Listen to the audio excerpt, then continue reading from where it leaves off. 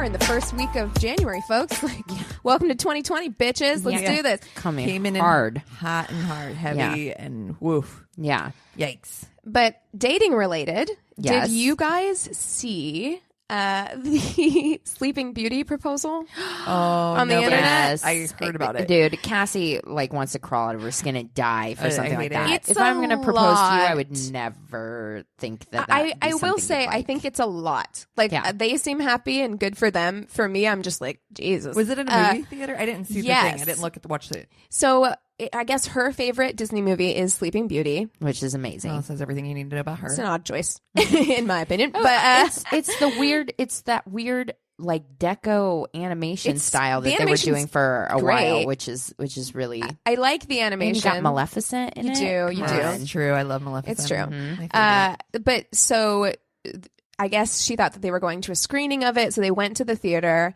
and they were watching the movie. And then like halfway through the movie, it kind of changes where the animation looks the same, but Sleeping Beauty now looks like her. Like she's got brown skin and brown hair.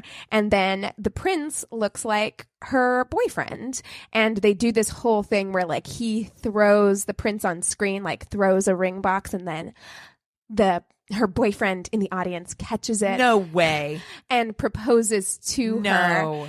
And so he spent 6 months working with this Australian animator to recreate the type of art that was happening in the movie do this. And then she thought that they were in the front or something where they didn't have people directly in front of them or beside them because she thought that this was just a regular screening, but actually it was a private screening with all of their friends and family. Oh my so God. I'm getting like teary. That's here's so the sweet. thing. And you thought I'd hate it. I think it's cute. If you're out there dating, because I spent 2 years dating like random people who wouldn't even like text you back. Right. You know what I mean? Like totally. People, and you and I have talked about this, Cassie, people worth your time will make the effort. Yes, they will make the effort to show up. And the other thing too is you have to believe that you are worth that effort. Yeah. It took me 2 years to realize that I'm worth the effort. I'm worth being nice to. And that's, we just talked about this. Like, it's my very first guy that I'm dating who I'm like, he's legitimately a nice person. And it's only because after 38 years of being on this planet, I finally feel like I'm somebody that's worth being treated well and worth being nice to. Somebody that's going to make an effort like that. I mean, I think 10 years ago, I would have been like, ugh, like, but that was my own, not feeling I was worth someone taking 6 fucking months and doing that, but it's beautiful. That's so I love cool. it. That's wildly cool. So yeah, it is cool. I mean, rad. I feel like the most cynical one at the table right now because I am like, it's so much. I don't know if I'd want it for me, I but feel like it's It's a lot for me. I don't want a it public feels very, proposal at all. It feels very, very extra, but they seem very happy. There you go. And so I'm just like, yes. After she said that yes. much time, would you be like, wow. Oh my What God, if she what if she said no? That would make me wonder what kind of weird shit's going on in that relationship if he felt secure enough to 6 months in advance plan this whole thing and she was like, nah. Yeah. Nah. But it is it is beautiful because it's who they are, clearly. Right. And it's like good for them. I'm really happy for them. And every other boyfriend who is thinking about proposing to his girlfriend is just like, oh fuck. You, No, but dude. that's the thing. You hit the nail on the head. It works for them. He spent all that time planning because it works for him. Dude, freaking dude face was talking about Valentine's Day. That's cute. Like asking me like, oh, do you celebrate it? What do you want to do? Kind of thing. And I'm like, that's next month. But just somebody that it's only next month, girl. If somebody cares, they care. Yeah. It's obvious that they care. And Well, I think that's the thing with like Chris and I too. It's like we both aren't much for celebrating like holidays and stuff. So I can see where like, but to me, it says that he cares to not do stuff, like to not go out of our way to do things when it's like, you know what I mean? Like what I don't like is the ambushing of someone who's like, oh, you don't like to celebrate holidays? Well, guess what? I still got you a card and flowers and this and that. And it's like, you feel ambushed because to me, I didn't prepare anything for you, and I am a Now I feel bad. giver. I love to give gifts. Yeah. So I hate that ambush. It's really about knowing your partner, because like I was with somebody for years who like birthdays are a big deal to me. Like birthdays are a big deal to me, and for years would like not plan anything or like not do anything. Wow. And it was. It would hurt me, not because I didn't get a gift or anything, but because like you don't know me well enough to know that like this is something that matters to me. That's important. Exactly. You know, like exactly. like that hurts my feelings, that after this many like years together and all this time together, that you don't know me well enough to know that. I feel the same way, because my thing is anniversaries. Like that it matters to me, like a year. I'm not talking like I celebrate monthly or whatever, but like an anniversary to mark a year. It's the same way I feel about like New Year's. I'm like, oh my gosh, we like had this year together. I want to celebrate us. I do get excited about New Year's. Yeah.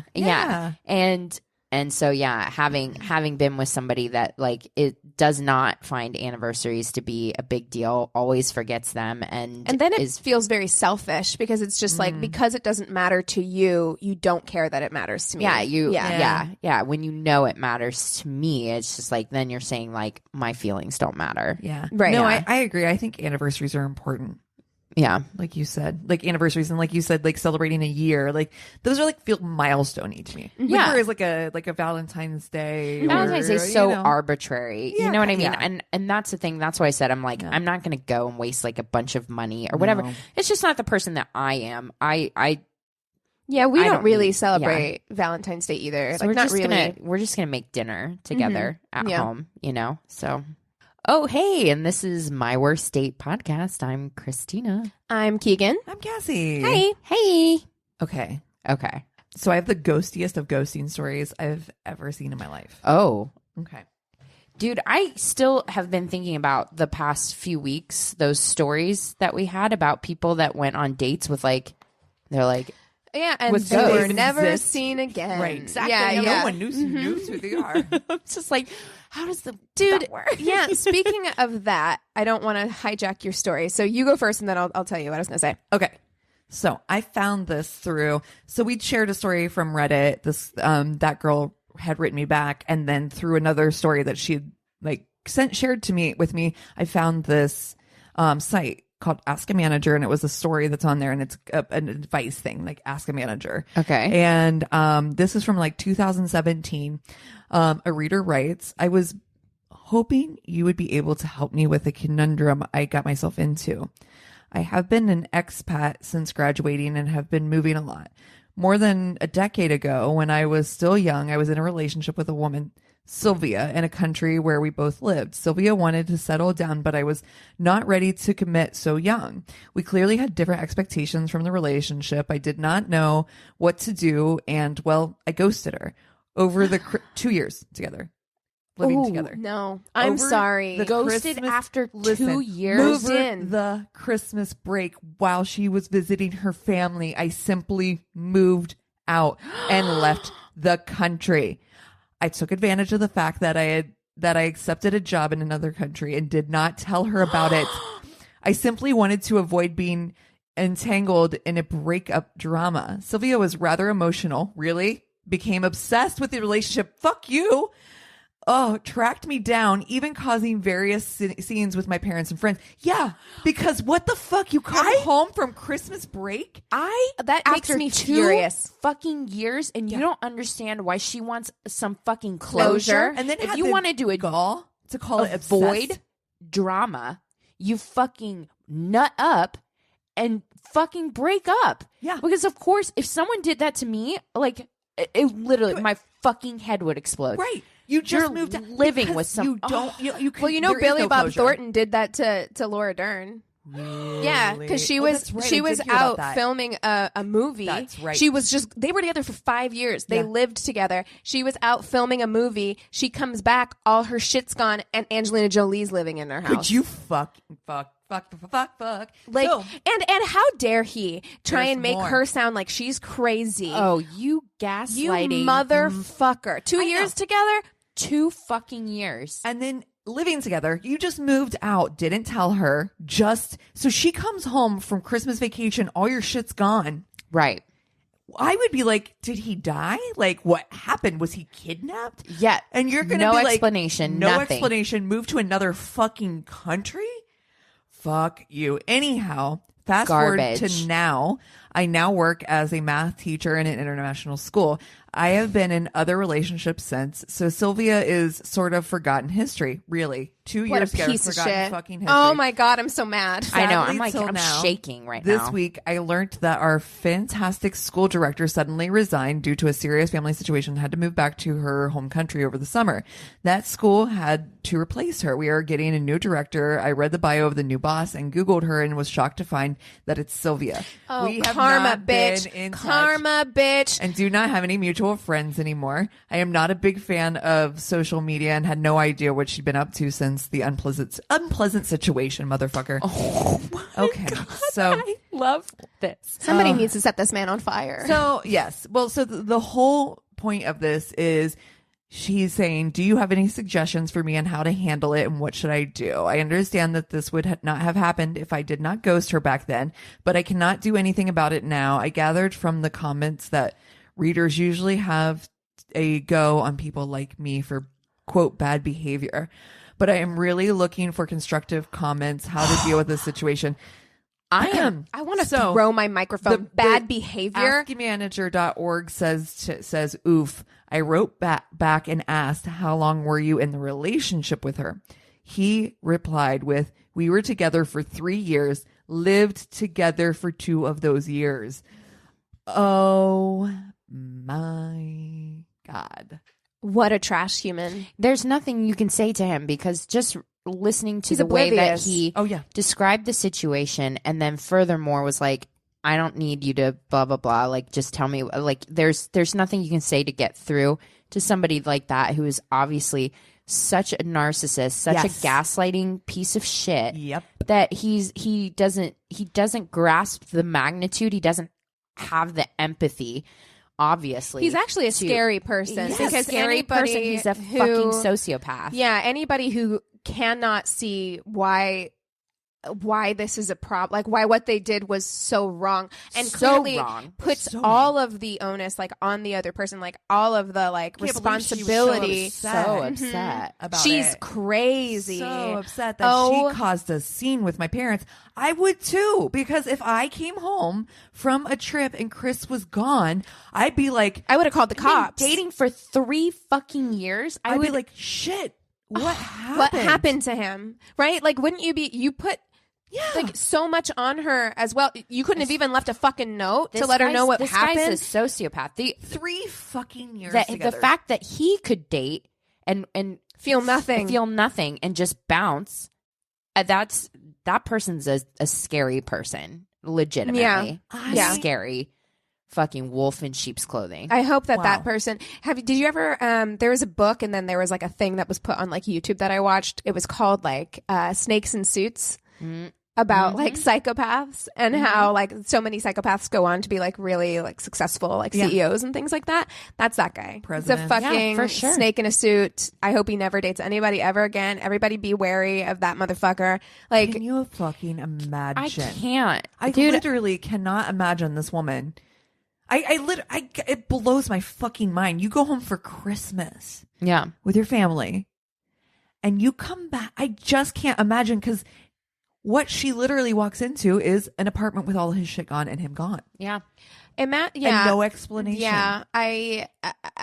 At the end of the day, she dodged a bullet because, like, thank God you didn't have to be stuck in a relationship with a gaslighting sociopath. Yeah, because Right. obviously, if she'd been with him for 3 years, it sounds like this would have been like everything's her Abusive. fault. Yeah, and absolutely. he Like, 'cause he's sounds like trash. Clearly not able. And to go on a public forum, like, sir, do you not know the internet? You're going to get ripped to fucking shreds. I need The fact that you he to put send. bad behavior in quotation marks, like it was like, Maybe it wasn't so great. I know people think this is bad behavior. You know, he really is downplaying entirely. Absolutely. I mean, and what he's done. clearly, like, if you had any idea. The amount of emotional trauma that he inflicted on Right. that You won't be poor able to girl. trust anybody ever again. You know what I mean? And like the fact that he felt secure enough to put that on the internet makes me think that, yeah, he has absolutely no frame of reference to how terrible what he did actually was. I mean, yeah, being on the dating scene, like getting ghosted hurts, even if you don't like know somebody. It was a month. Yeah, exactly. You're just like, it bums you out. It hurts. It hurts. Yeah. Which is why, like, you know, I have my like, hey, this isn't a thing, you know. Sure. This Yeah, I doesn't mean, work look, it would have been because shitty. It hurts people. It would have been shitty if he had left a letter. Like, Yeah. that would have been shitty, but at Right. least she would know what Exactly. happened. Do you know what I mean? Like, at least if he sent her a text, if he left a Post-it, since we were talking about Sex in the City, you know what I mean? Like, if he'd burgered her. yeah, if it's bad, that's bad. Yeah. You should be like, you should be able to talk to somebody in person. They deserve that from you. Yes. They deserve that kind of closure. But at least she would know. Like, doing nothing, just disappearing out of her life like that is such a mind fuck. You'd feel like you were in a fucking Black Mirror episode. Right. God. Right? And also, like, what a fucking coward. Yes. Oh, are you afraid of conversation? Are you afraid And you of didn't your think- words and your feelings? This is when I feel like karma is real, because I'm like, oh, she's your boss. She's your Oh, I boss love now. it. And you know what? Sylvia, like, I want to know your master plan, because I guarantee you, Well, this she is knows 2 years ago. So yeah. please. Oh my God, I want to know. I want to know everything. I need to follow up. Yeah, I need to know what happened there. Everything. Yeah, and to ask for advice on that, like, to this day, you can't be adult enough to Yeah. go and fucking talk to her, Yeah. because now you have to. You either have to or you have to, like, quit. I bet. Yeah, I bet he quits. I bet he Like, ghosted that again. fucking I motherfucker. bet he ghosted again. Part of it that I didn't read was that he haven't at time wise he wouldn't be able to find another job. He's not going to be able to get out of this basically, and that's why he wants honey. her advice. I have to know an update. You You- all day. Send me the thing. We have to Captain Snoopy Pants and find out. Like, I need to Yeah. follow up on that story. 'Cause Someone that's on Reddit fucking probably knows what happened. wild. Yeah. It's from askthemanager.org. Okay. Yeah, but Okay. I It was bet an you this article. story has been shared on, yeah. like, Well, it was shared. I found it on Reddit. Oh, yeah. I knew it was shared, but I was like, whoa. That is, you're right. That is the Mount Everest of ghosting stories. that's shit. deeply upsetting. 3 years. So Fuck you. Oh, this isn't sorry. a ghosting story that, like relationship wise, but I do feel like I need to talk to you guys about it, because there was no way for me to work this into like a Crazy in Love or whatever. But I was when I was looking for something to do for my Crazy in Love, this story came up, and I was like, this is the scariest thing Oh, no. I've ever heard. Oh no. I've ever heard. Shit. So there's this house in Westfield, New Jersey, and like, okay, so the house was built in 1905. It was remodeled in 2014, and it has like, it's gorgeous. It's got like 6 bedrooms, you know, multiple fireplaces. So this couple, and their children moved into this house in 2014. They spent $1 million to buy this house and move into it in New Jersey. And shortly after they purchased the house, the family began receiving letters. Oh, I know this story. Keep going. Can you fucking imagine? They started receiving letters claiming to be from somebody who was watching the house. Nope. Yes, and they said that they'd been watching it for decades, and that before them, their father watched the house in the 60s, their grandfather watched the house in the 30s, and had been monitoring. Bye, bitch. That's But they just dumped $1 million into this house. And so the first letter asked, why are you here? I will find out. And every letter was signed The Watcher.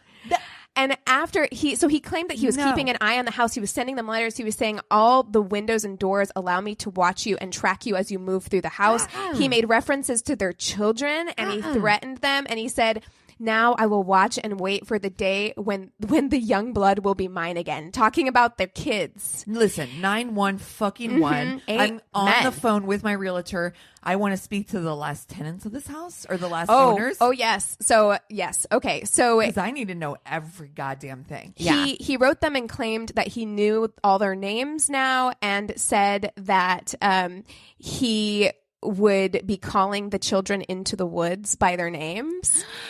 And one What the Dexter ass fucking killer shit.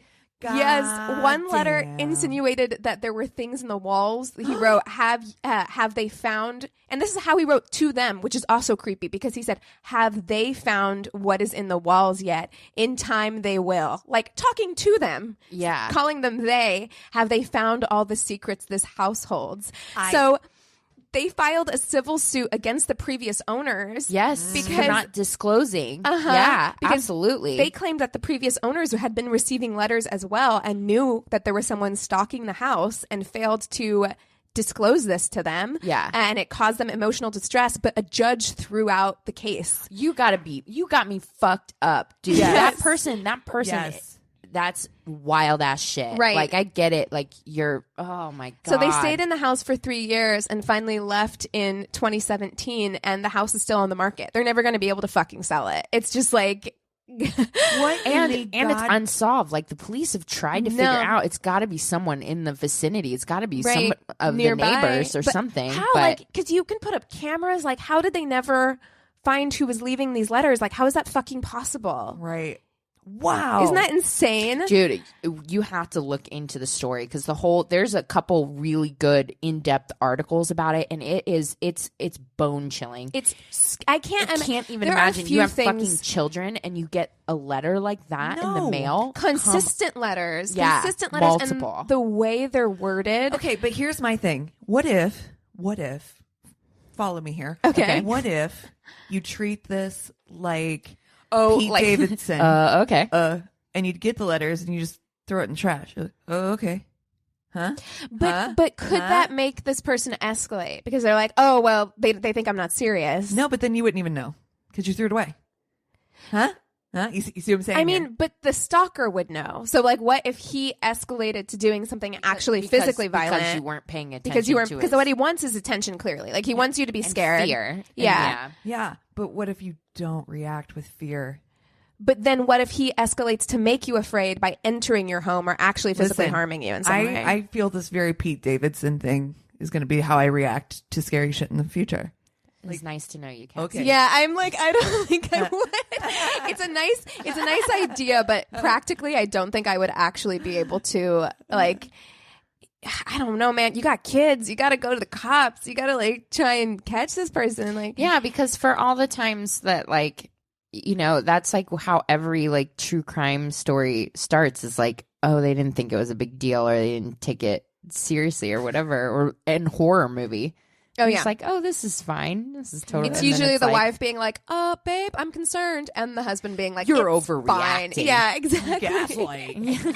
You're overreacting. Calm down. Wow. In the history of calming down. Yeah, I know. and then we get to the middle of Act 2, and he's like, "You may have been right." Yeah. No shit, Sherlock. By then, it's too late.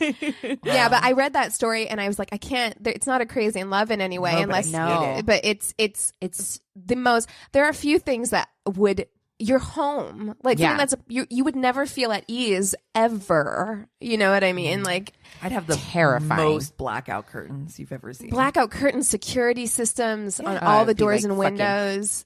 Jodie Foster panic room that Yeah. shit. Yeah, this house is about to be Fort Knox. You're putting up a big fucking like bulletproof fence around this house. Yeah. Like, Oh my god. but $1 million, you sunk $1 million into this home, like, and this type of home, like that was supposed to be a forever home. Like you Yeah. look at it and like that's a forever home. that and, person that sold him to that's a piece of shit. That's that person that sold it. Fucked. That's But fucked up. I absolutely agree with you. But also, how were they supposed to get out from underneath that house? Yeah. Oh, You know what I mean? Like, because financially they're sunk. They can't stay there. fucking either. fire insurance and burn it down. Burn it to the ground. You watching this house? Watch it burn, motherfucker. Yeah. Dude. Right. Yeah. Bye. Don't get mad, get even. Yikes. Yeah. So Totally. many yikes. Yeah. So many. Yikes. Who are we fuck, marry, killing this week? What should we do with an opening like that, man? Wow. That opening wow, was- wow. We got the fucking ghost dude. We've got the Watcher. You got the Disney proposal. And you Yeah. got Disney proposal. We could do princesses. Yeah, we could do Disney princess. Disney princess. princesses. Either or one. princess. Yeah. I like princess. Princess. I just Okay, want we got- Aladdin in there. We've got Aladdin. Aladdin, I already told you guys on one of our very first episodes, was my cartoon crush. Oh, that's right. Yeah. That's right. Mm-hmm. We've got Charming. Prince Charming. Charming, Philip. The Beast. You got the Beast. Ugh, he's the worst.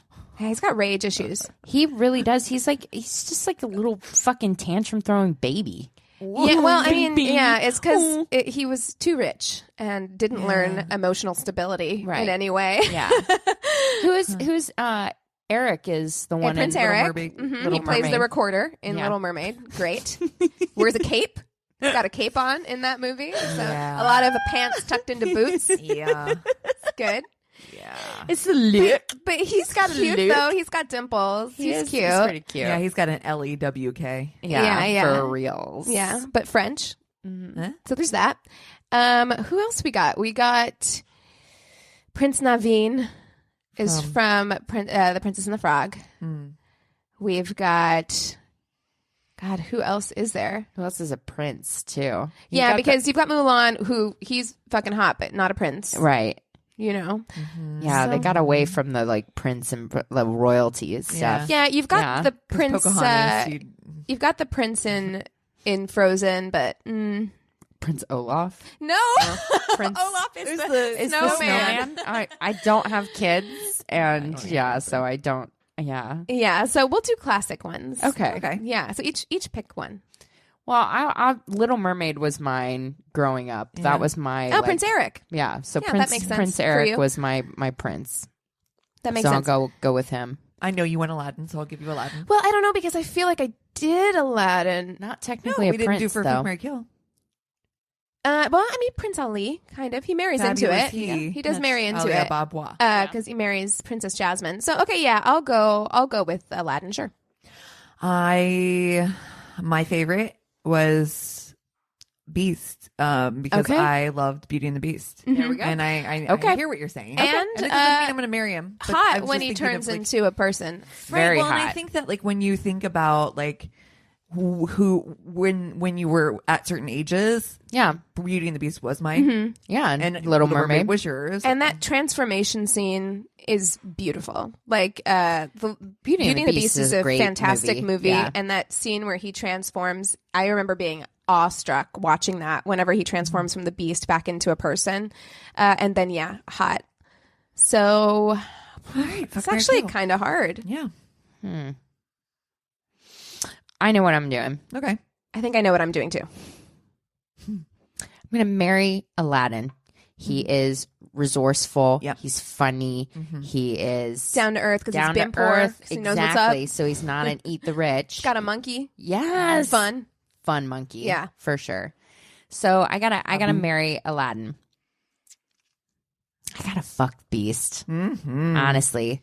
Like, Gonna take out that aggression. absolutely. For sure. We're gonna do wild things. I kind of like it rough, and I think he can get down. And he's got a thing for smart chicks. That's right. So- True. That's right. And you would be the smarter one in that relationship. Like she has to teach him how to read. Yeah, yeah, So it's just like, yeah. I see. I like that, and I'll throw him a bone. Yeah, as it literally. were. Yeah. And then I gotta kill Eric. Honestly, you got to kill your own choice. yeah. I mean, Yeah. honestly, when you lay out their like personality traits, he just is rather lackluster and bland. Kind of bland. He's He's definitely Wonder not worth Bread. giving up your fins for. Yeah. And your voice. He's plain oatmeal. I mean, he's cute. He's cute. He's Wonder got Bread. he's got blue eyes, black hair, and dimples. He's cute, but yeah, he's boring. Also, it's kind of like a weird message that he likes her so much and she can't fucking talk to him. I'm Yeah. like, I don't love that. Yeah. No, I don't love talk that. a lot. I don't love that either. Yeah. It's a strange storyline Right. for sure. You know what I love about you What? is you not using your voice. Yeah. You know, what'd be great is if you were You actually just- silent all Bitch, the time. you're If you could- hot and you could can't just talk be- to me. Mhm. Yeah. Yeah. Just nip it in the bud. Perfect. Perfect. This is actually perfect. Yeah. So I don't love that. That's No, it's my terrible. that's my answer. There you I go. think that's a good one. Yeah, I think that's what it's going to be for me too. I'm not going to lie. Ah. Yeah. Marry Aladdin, Because I mean, honestly, so much fun. so much fun. Aladdin would be Magic fun. He's carpet a little rides. immature, which would be like You're also living someplace like But warm so am I. and beautiful Yeah, with Aladdin. Yeah, Like, you're living in Agrabah, which is like super like mhm. just beautiful And he's got and, his own song. hot and Yes. Yeah, I think I'm actually going to do the same thing. I was struggling a little bit because where Eric lives, Seaside Castle, yeah. beautiful. Okay, gorgeous. You wouldn't have to work, just kick it, right? Yeah. Which would be great. But you are right in that, like, he wears a cape, he plays a flute. He's kind of, he's like plain oatmeal, Right. So Yeah. I'm gonna go ahead and kill him, and then I would say I will marry Aladdin, but I'm gonna need him to grow up just a little bit. Like he's a little just a skosh juvenile. Yeah. immature, but that's okay. We can, I get to have a tiger, Mhm. great, Oh, yes. I love the tiger. pet monkey, Yeah. wonderful. Yes. So Yeah. Way better than the pet crab that you get. yeah, and actually kind And of an overbearing crab. You got an overbearing crab. You got a mansplaining Isn't he a seagull. lobster? Isn't he Yeah, a lobster? no, he's a crab. Oh, okay. Sebastian. Yeah, Oh yeah, Sebastian. He's a crab. And then you get flounders. Flounder's cute, cute, though. though. But I don't want to have to go to the water to visit all my friends all the time. That's like, true. Yeah. It's like sometimes I just want to stay inside, Yeah. cuddle with my tiger. So I'm gonna marry Aladdin. And then why not fuck the beast? Don't want a long-term relationship with you. No. You seem like Complicated. complicated. You got a lot of baggage. Yeah. Okay, a lot of baggage. And honestly, that place needs some work. If It I'm looks being cold. honest. It's a It looks dump. cold. Yeah. He's not been keeping up with his. No, and No. I feel bad because, well, most of his help has been turned into Like dishes. teacups. How some much can shit. you do without thumbs? Yeah, it's true, So you it know. is Nobody's difficult. fault. But actually, when they all turn back into people in that last scene, the castle does look much nicer. That's Because right. the castle transforms too That's after right. he transforms. Shit's blooming. It's looking pretty good. But I'm also just like, I need you to go to therapy if we're going to have a long-term relationship. You got some issues that you have not worked out. I suspect there's some mommy and daddy problems happening. I've been watching Succession and I'm just kind of like, rich people problems. I get too anxious. And It and makes also me it makes anxious. me angry because I'm just like, What do you have? To what do be- you have to be this fucking petty about? And you're all bad people. You're all bad. You're terrible. I am enjoying that show in that it is a very well crafted show. Right. But I did tell Anthony, I'm like, I can only watch like 2 episodes of this Right. at a time Me because too. It's my limit. it fills me Infuriating. with like anxiety and like I'm not rooting for anybody. No. I'm not Right. rooting for I hate anyone. all I of hope you. you all why, lose. Why do you guys get all this money and privilege? It's so And you get to be not just fair. nasty to And each other exactly. like through this Ugh, entire thing. the So worst. anyway, all that to say, the Beast, I feel like he's got rich boy problems Yep. and I don't have time for it. Got it. Okay. So But he hot, so He's hot. he can buy me pizza. yeah, and he's been Yes. living as a beast for like, I don't know, 10 years or so. So Buy Yeah. me pizza is now our new code word For for yes. For he everything, can get for it. everything. Yeah, So he can get it. He can buy me pizza. he can buy me Yeah. pizza. Yeah. That's all right. All right, well, let's take 5 and we'll come back with stories. and we're back. Yeah. All right, so I'll get us started with stories. Sweat. My freshman year in college, I had a crush on a girl from my high school. When I asked her out, she informed me that she only dated women. I'm male. She insisted that we were still friends. She just didn't roll that way. She offered to be my wingman, and I gladly took her up on the offer. Dude, that's awesome. Yeah, great. So far, so good. Yeah. Win, win, loving win. it. A few weeks later, she had set me up on a semi-blind date with one of her friends. We'll call her Monica. The 3 of us met at Arby's because we were fancy. Yes. Freshmen in high school, or freshmen in college, high school students. Dude. Yep. Arby's. Gonna get one of those So cheesy good. roast beef sandwiches. Oh, beef and cheddar. Those Are you- curly fries God and a bless. Jamocha Yeah. shake. And And the the- potato no, cakes. Oh my god! In the cheese sauce. Oh, with the so fries, good. The curly fries. Are you Oh guys? my Are you guys? God. Arby's sauce or horsey sauce? I'm horsey sauce. I'm Arby's Arby's. sauce, right? I Yeah. don't like horseradish. I No. love Yeah. horseradish. Oh Wow. we are. Anyway, hungry. starving. lunchtime. Starving. But they met at Arby's. No and shame. My friend tried playing matchmaker. He loves theater, and so do you, Monica. Monica loves music, and so do you, etc. Mm-hmm. Which Everyone loves Yeah. music. That's such a high school thing to Wait, say. you like listening to music? Groundbreaking. Groundbreaking. Dude, you'd be surprised. I talk to music a lot in my online dating, like Tinder, Bumble, that sort of thing. There are some people who are like, I'm not really into it. I'm like, so did you just not get assigned a soul when you were born? Actually, or what is wrong? The date was going fine, so my friend decided to leave Monica and I alone. We talked a bit more and decided to go see a movie. I didn't have a car at the time, so I hopped in Monica's passenger seat and we went on our way. This is when shit got weird. About 2 minutes after leaving Arby's, Monica receives a phone call. She says it's her roommate and she needs to answer it. She picks up the phone and I hear a man's voice. I was a bit surprised, but it's not too unusual for a girl to have a guy as a roommate. Yeah, no.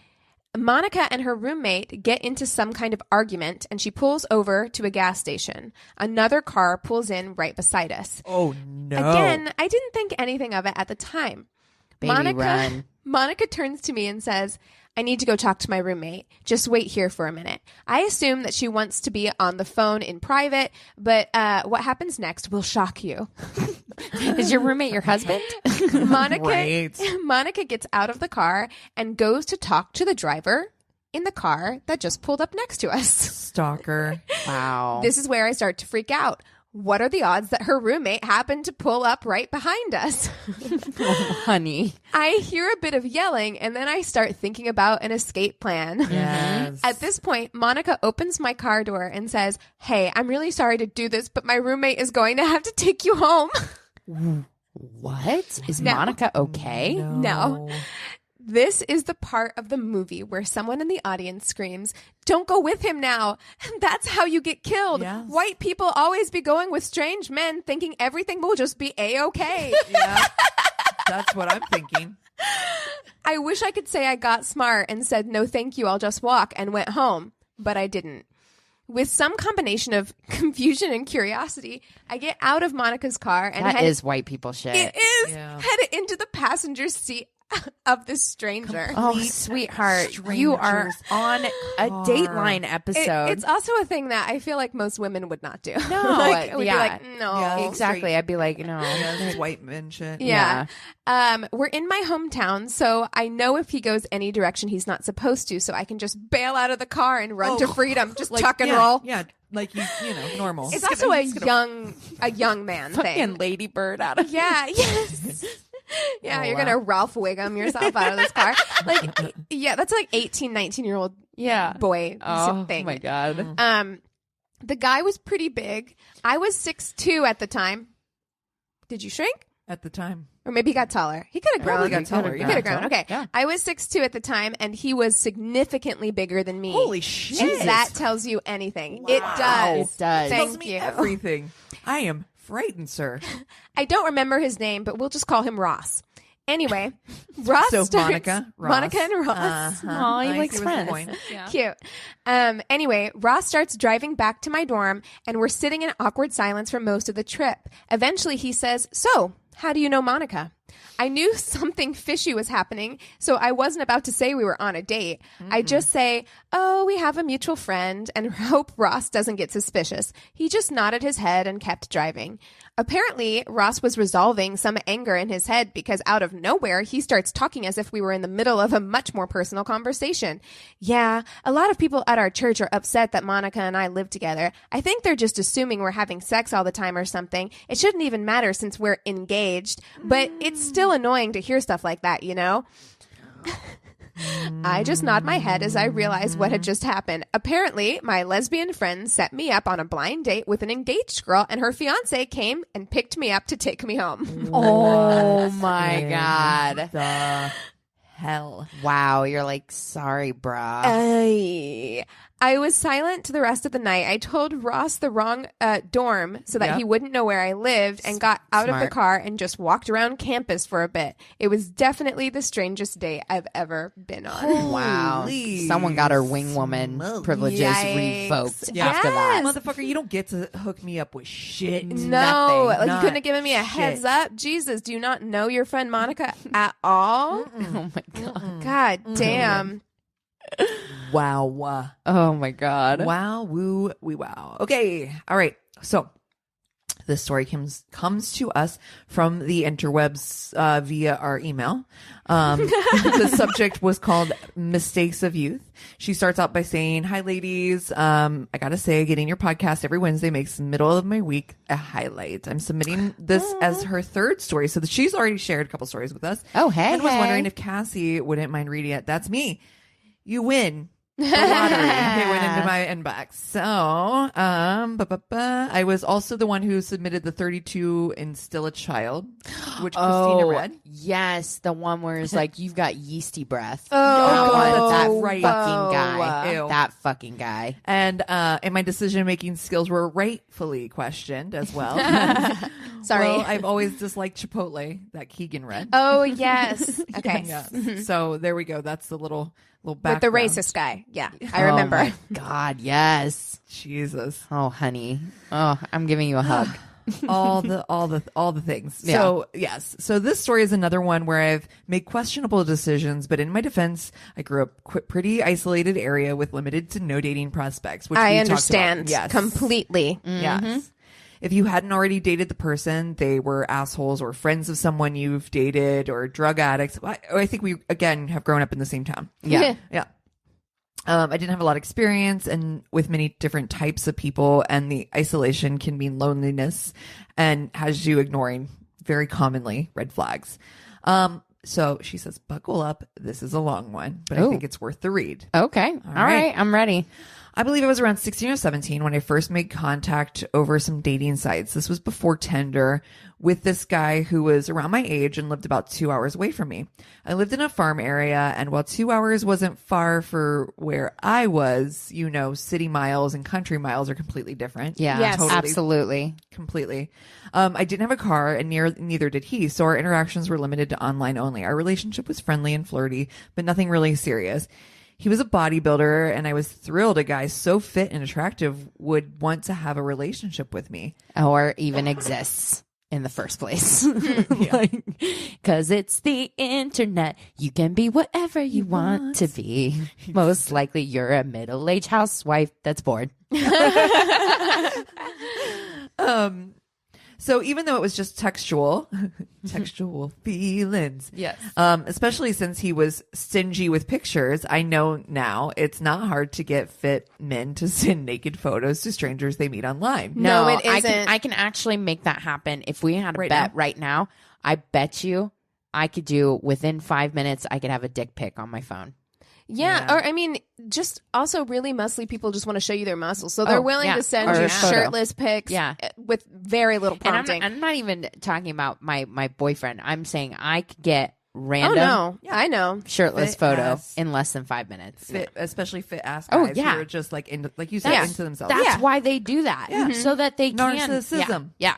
Which, Totally. I mean, to be honest, if I got super fit, I'd be like, this isn't lasting for more than a year. So I'm taking Dude, all the photos. pics. Like, Dude. all the pics. Like, I'm Kamale on Johnny that This whole thing. fucking year. Yeah. I'm just like, let's do this. Everybody's seeing Everything. Yeah. Yep. I'm wearing, if I get fit, I'm wearing the I'm smallest porning myself. bikini. Yeah. Are you kidding me? Yeah. I know now it's not hard to get fit men to send naked photos to strangers they met online, but back then online dating was new and I was naive and catfishing wasn't really a thing yet. He eventually started dating someone seriously and our relationship went flat platonic with sporadic conversations. After about a year after he started dating this girl, their relationship had ended. He reached out to me to help him with his emotional fallout, which I was willing to take on. No. I was lonely. What can I say? 9 months later, he was still depressed and sending me messages. I was living closer to him at the time and I had a car, so I offered to take him out on a date. I would pick him up, we'd go to dinner and a movie and see where the night took us. Women are not therapy centers. Exactly. Okay. I'm We not a have said rehab that. center. Exactly. Okay. I'm not here to be your emotional support system. We are not in a relationship. To be fair sir. to her, though, he's been sending her hot bod photos for a while. Oh, and I'm not faulting her. Oh, no. I'm not faulting her. I'm faulting that, Faulting like, guy. yeah, for when being like, when don't use fucking women as your fucking like crutch to Yeah. get through Yeah. an emotional crutch. Like, ew, I hate it. Okay. I do too. I thought it would take us to bed. I was wrong. Date starts out all right. I don't remember much about the car ride or dinner, and I don't remember exactly what movie we went to. Some action flick is all I can recall. What I do remember is being halfway through the movie and he breaks out into sobs, racking, heart-wrenching sobs, full-on tears and snot in a packed theater. Well, it sounds like she wasn't catfished. No. I'm surprised by that. Yeah, I thought me too. that it I was thought going to be a that was catfish. gonna go. Oh, for sure, right? Yeah, but this is awful. I comforted him as much as I could, let him lay his head on my shoulder, patted his back, whispered something nonsense, some soothing nonsense, trying to get him to calm down. He eventually moved. They're there. They're there. It's okay. It's okay. You're gonna be fine. Everything's fine. He eventually moved from loud sobs to quiet shaking and tears for the rest of the movie. Worse. That's worse. That's worse. Silent sobs. Oh.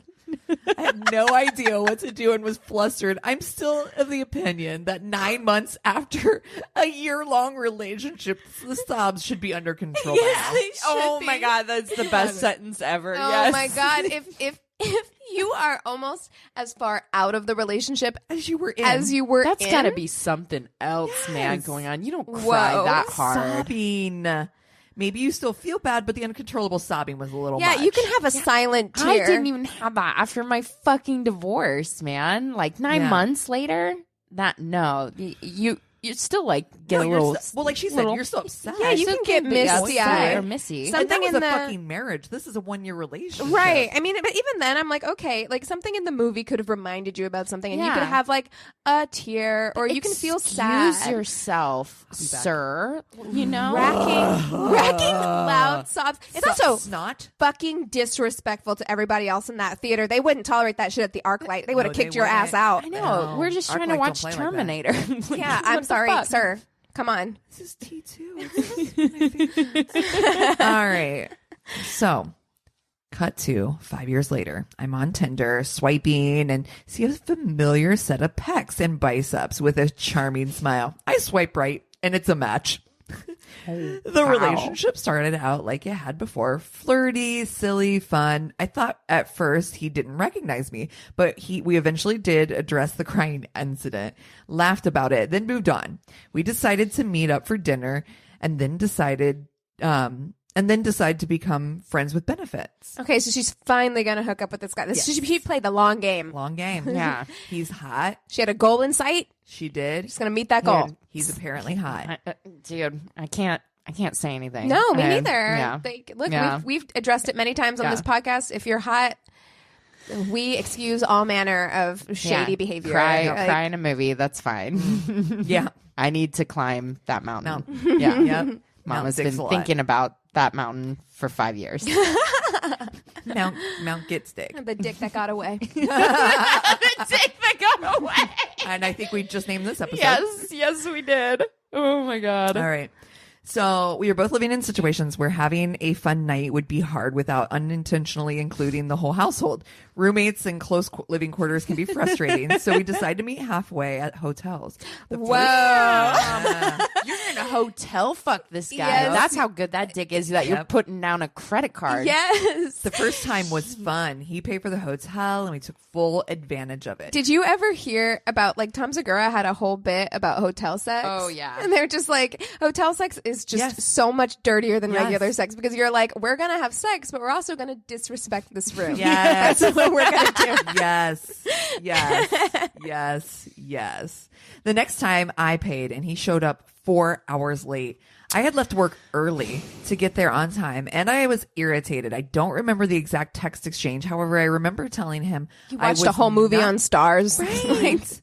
I was not happy at his tardiness, and he basically was telling me to calm down while making it seem like I was being unreasonable to expect him to be on time. I'll burn this hotel room to the ground. Now, current me, red flag. Such a douchebag move, and I should have 4 left. fucking hours. Yes. Yeah. Bye. Fuck you. Bye.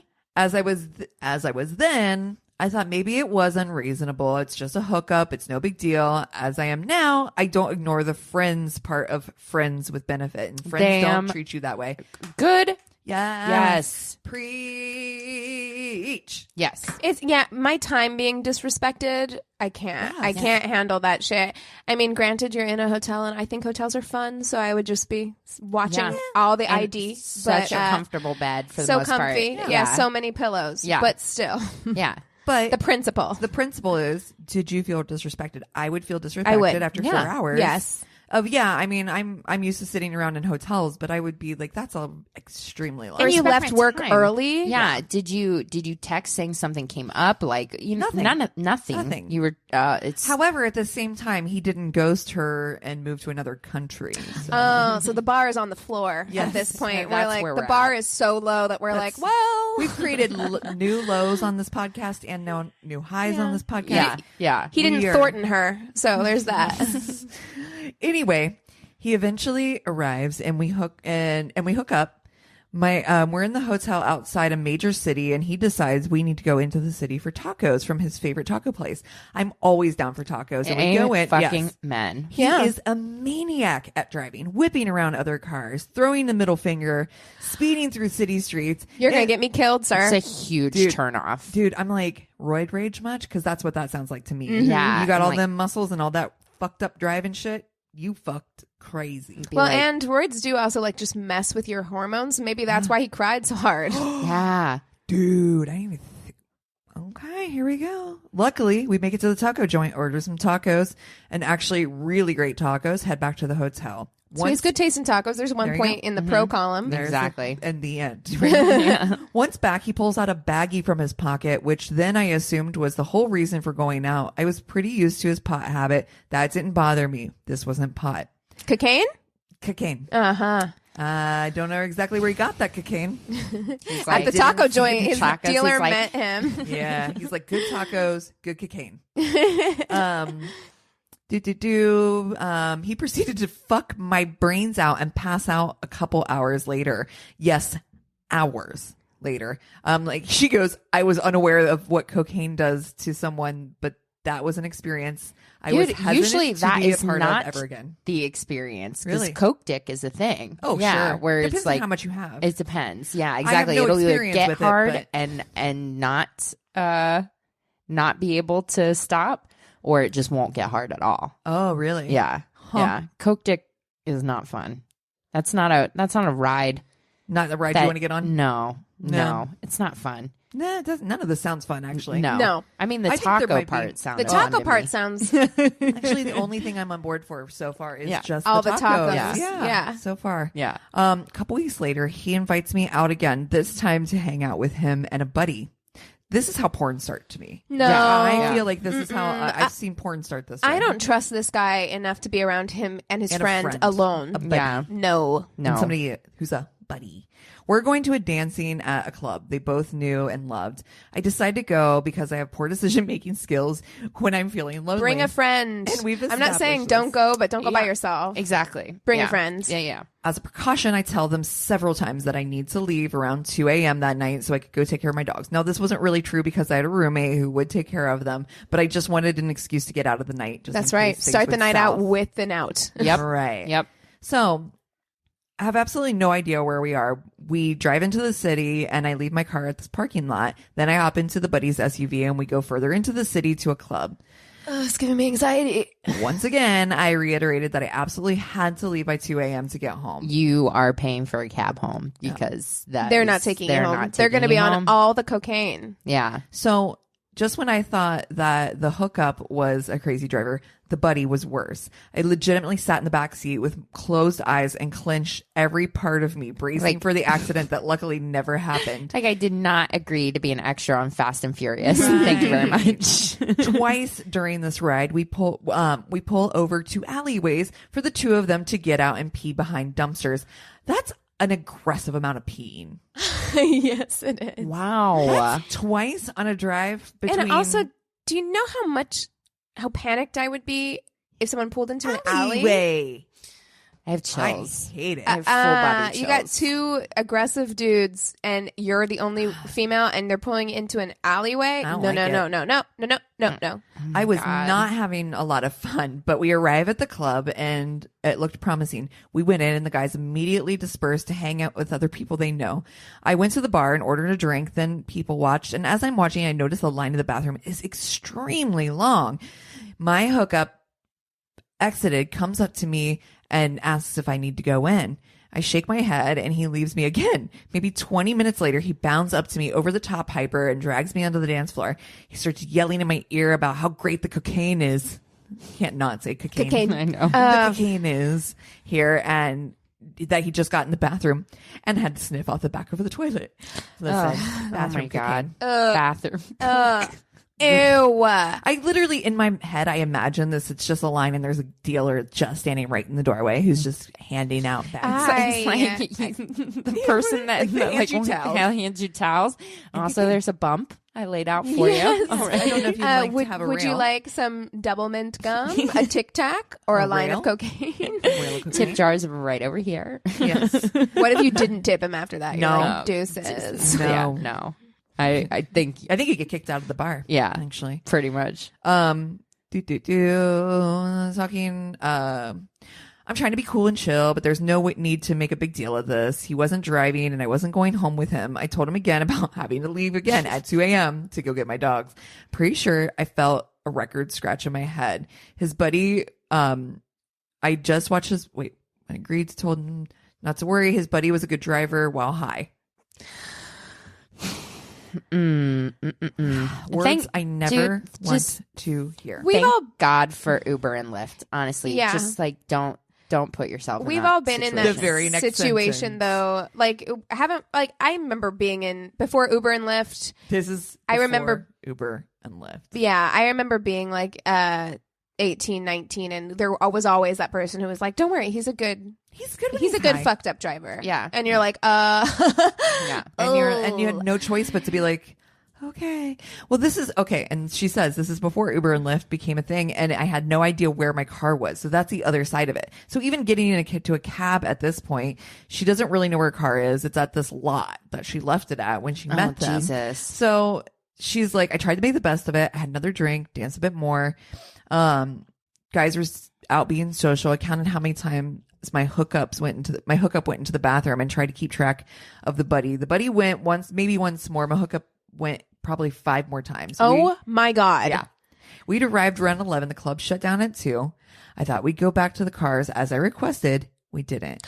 We ended up driving around the city, me repeatedly asking to be taken back to my car for another 2 fucking hours. Oh, Hate no. them. Stopping periodically for them to pee behind dumpsters. The fuck with these guys. Oh my God. When we finally get back to my car, I was angry. My hookup tried to blow it off, tried to diminish my anger by making it seem like I was crazy.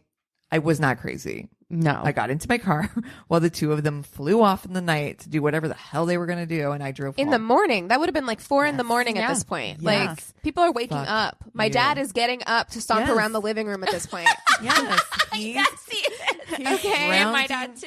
He's grounding his coffee, Yes. grinding his coffee. Yes, He's like, getting it all. No. Yeah. He's slamming cupboards. I hate these men so Wow. much. Dude. Not my proudest moment, but I feel like there are some things within the experience that others can learn from. You know, I can't blame her for really any of this. I've been on this date. Oh, yeah. Yeah, Yeah. exactly. All This of is us how we have learn. This is been. how we learn. I can't blame her for Exactly. any of that. Like that is just And you who had knew? too much faith in this person. Well, and like that's the thing. This is just a fuck buddy. You're not Yeah. looking at it like I'm going to marry this guy. This the is only just thing some I would have fuck said buddy. is you bring a friend with you. If you're going Yeah. out with him and another dude, Yeah. bring somebody with you. Like that's the only thing. Other than that, I'm just like you couldn't have yeah. known that this was going to get Unpredictable. like this. Right. Yeah. And the other thing too is like you hit the nail on the head where she was like, you had faith in them. And I feel like that's something that, not that I don't have faith in people, but I feel like that's something that gets shaken off of you. It's like, no, not everybody lives by the golden rule. No. Like treat others the way you want to be treated. Nope. Or,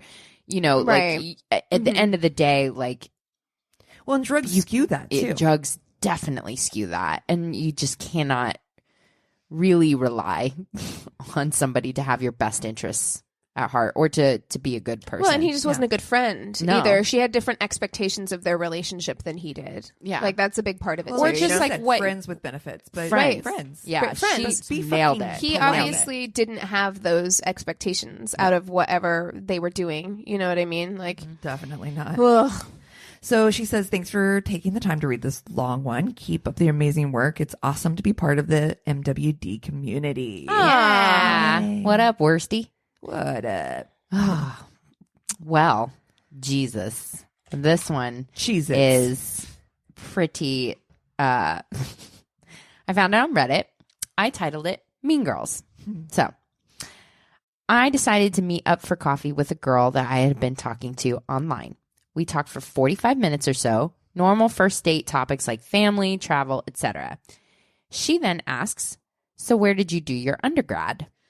Now, I have a pretty good job, but that question sets the bar pretty high for a guy who didn't go to college. She's not only assuming that I went to college, but is also assuming that I am taking part in some type of postgraduate school. I hate that. Oh, God, I hate that. too. Mhm. It's classist. It's so classist. And again, by the way, a college education, a college degree is not an indicator of how intelligent someone is Yep, amen. in any way. Yep. When I said that I went to technical school and then straight into the workforce, she looked at me as if she'd never heard of such a thing. Oh, shit. She'd hate me. Apparently, I didn't pass all of her minimum requirements to be considered human. After a brief pause, listen to what happens. Oh, girl. I can't. Get I ready. already Get fucking ready. hate this. I'm, Get I'm ready. sweating Oh. already. Get I'm ready. so mad. You will not even believe because after a brief pause, she broke off her shocked stare, placed her hand on her forehead in a fashion that covered her eyes, inhaled briefly, and followed it by a Valley Girl, ew. No. She took her BlackBerry out of No. her purse and whispered to herself as she typed, he didn't even go to college. I then saw the left thumb hold the shift key as she deliberately pressed the exclamation point key once, twice, 3 times. Wow. She pressed a few more buttons on the phone, presumably sending this text message to her BFF. She put the phone away, looked at me, and after taking a deep breath said, well, that's okay. Not everybody is capable of going to college. Oh, my. Wow. The level of privilege dripping off this conversation. The The have utter had lack of empathy or just decency. Yeah. well, and also, not everybody should go to college. We've been completely like brainwashed Brainwashed. in this country to believe that everyone has to go to college, and the amount of people that I know who have gone who are in debt for the rest of their lives who do not use their degrees. Yep. What the fuck makes you think Astonishing. you're so fucking special? And Oh my you're- God, you're I hate on a her. fucking date with somebody who literally That's a who raised you. Who the fuck raised you? Who raised you 100%. So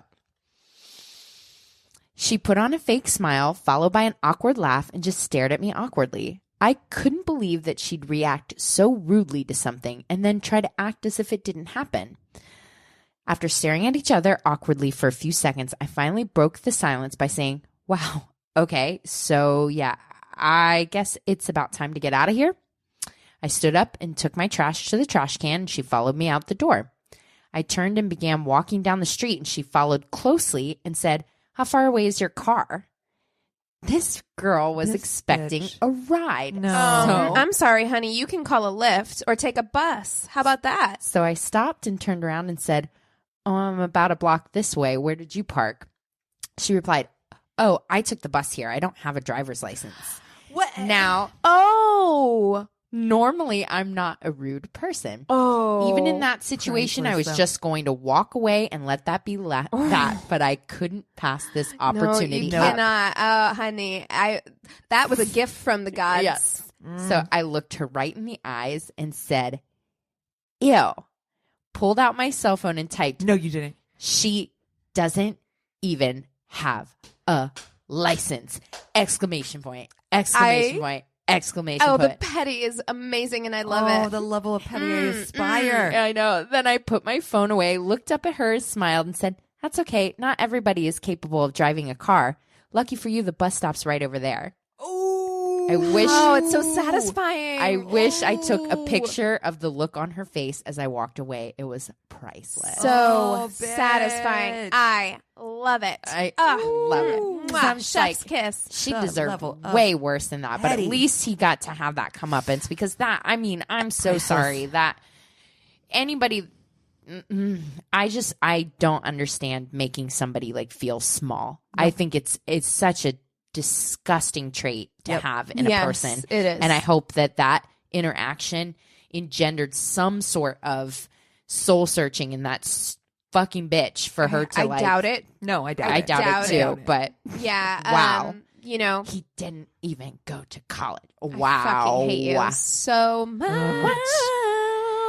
Okay, so I am going to try and get through this story in a timely fashion because in a Keegan fashion, I literally typed like 7 pages of notes. Okay. Oh my So- goodness. I love you. Okay.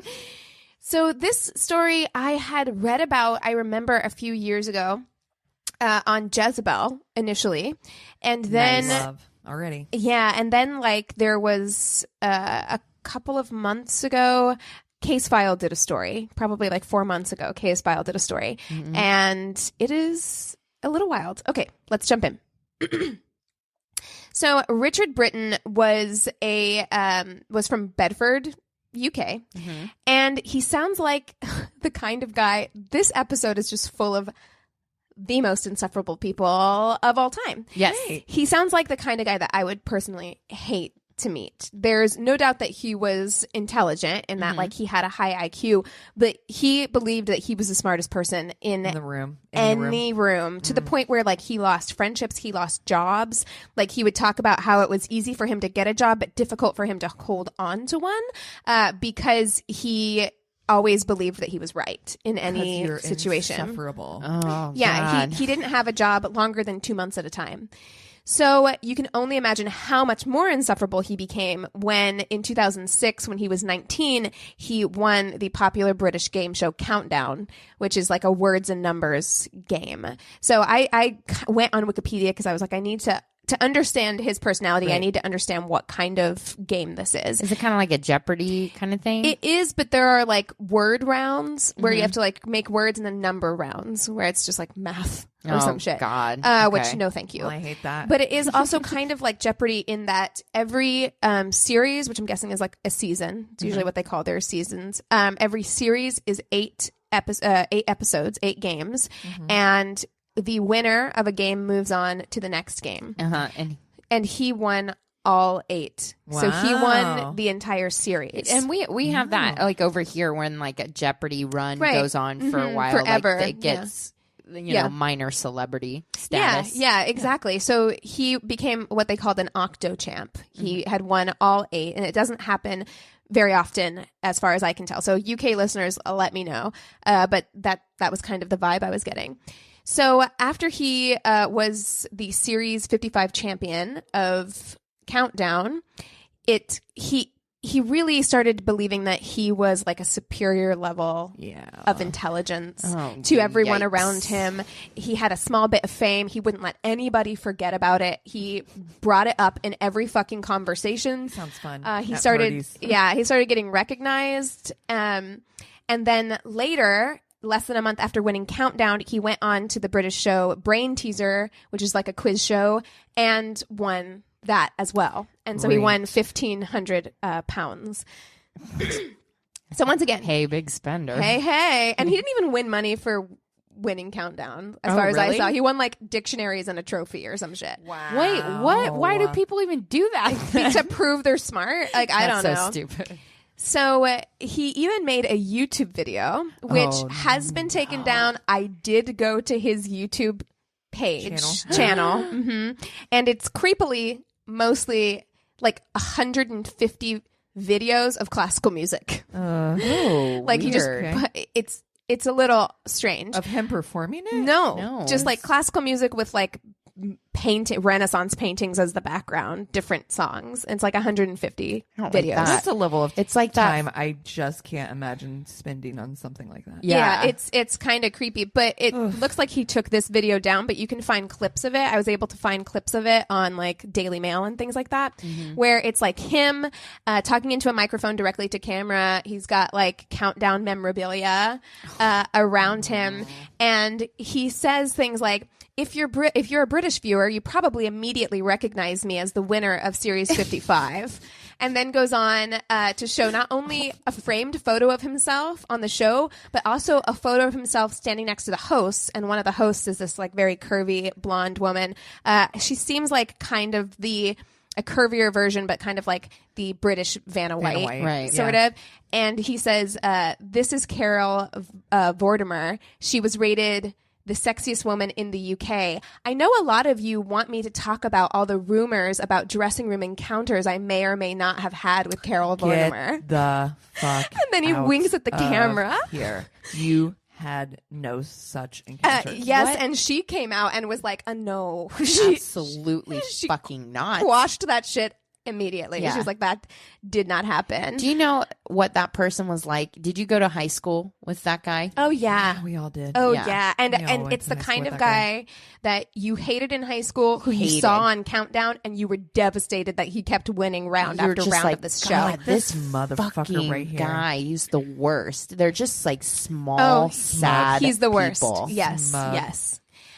So the public, of course, quickly begins to turn on Richard because he's fucking annoying. Yeah. And they started to joke. Richard's such an appropriate name for him. Rich. So Dick. they were saying that he was like boring. And of course, every time someone criticized him, he's also the kind of guy who Can't let it go. let it go. So he's online defending himself against all of his critics. So lame. He would He's go, now the president so of the United States. Oh, lame. wait, no. No, it's not. Oh. My fault. I'm sorry. Yeah. Go on. I understand that you could make that assumption. But he went on and on about how smart he was, and he was using his game show wins as a reference, and he would attack his critics so relentlessly. Basically, he would do it until they caved and apologized. He would just continue to like attack them until they apologized. He couldn't stay employed, so he started gambling. He was losing a lot of his money. And after losing pretty much most of his money, he signed up to participate in the Countdown Champion of Champions competition, determined not only to make some money, but also his fame was starting to wane at this point. So he was like, I want to get back in the limelight. Oh my God. He lost with the lowest score in the competition. And he became a laughing stock. There is actually like he used nonsensical words like throughout. Like he wasn't even able to like complete like You word salad. yeah, yes, he did. So humiliated, he dropped out of college at Cambridge. He was going to school in Cambridge and became obsessive about like gambling, and then just started writing for freelance sites to start making money. So he started laying low. He's sort of on and off does this thing where he's like, fuck it, and does like a nomadic lifestyle where he just takes a tent and just roams around the UK and like the rest of Europe and sleeps in fields and shit. So he did that for a while, and then in 2011 he decided he wanted to go back to school, and so he enrolled as a history student at Greenwich University in England. In September of 2012, 25-year-old Richard was at the student union bar called Bar Latitude when he met 21-year-old Ella Durant. So Ella was a fellow student and a bartender, and all she had to do was smile at him, and he was instantly fucking obsessed, besotted. These are the kind of stories that freak you out, Yeah. Cassie. Oh, yeah. And honestly, like you, Keegan, you just like naturally if you just naturally smile Yes. like at people. I don't have that problem. I typically look angry. So. I've said I have resting invitation face, Yeah, where I'm yeah. just like, I smile at everyone. Yep. It's kind of the way I am, and especially she's working a hospitality job. yeah. Yeah. She So has to she's be a nice. bartender. She smiles at everyone. But she's 21. She's a 21, like bubbly Yes. bartender. But he immediately becomes obsessed. He says that she reminds him of Princess Leia in Star Wars, and was sure that her friendly smile meant that she had an attraction to him. It doesn't. it doesn't. If you think that your server or your bartender or anyone in the service industry likes you Your like dancer. that, they fucking don't. Your dancer doesn't like They you. don't. They They're don't not like getting you. This is their do that. job. Ever. This is their It's job. And that's what she said later. She said when she was asked about it later, she remembers when Richard first came in, and she remembers smiling at him just the same way she would smile at everybody who came in. It was part of her job. But he stared at her during her shift that day, and she remembers thinking that it was a bit strange, but that he seemed harmless. So whatever. Ella was basically the opposite of Richard. Richard was aloof with his classmates. They considered him odd, like kind of a loner. But Ella was very outgoing and bubbly, and she participated in a lot of student activities and student groups.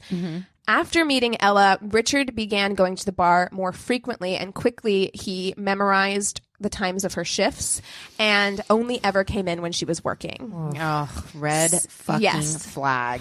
Ella noticed that Richard tended to stare at her, sometimes only staring at her, like not ordering anything, just coming in to watch her work.